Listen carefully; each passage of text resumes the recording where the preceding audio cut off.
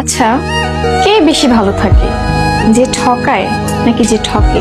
সেই সকল চিটার, বাটপার, প্রতারণাকারী, মানুষ ঠকানো মানুষ, শুনে রাখো, দুনিয়াতে তাৎক্ষণিকভাবে তুমি কারো টাকা মেরে দিলে, কারো মন নিয়ে খেললে, কাউকে প্রতিজ্ঞা করলে এবং সেটা রাখলে না, কোন একটা মানুষকে কাঁদাইলে, রেখে চলে গেলে, একসাথে থাকার কথাও বলে মাঝপথে ছেড়ে চলে গেলে, সেই সকল মানুষ কান খাড়া করে শোনো।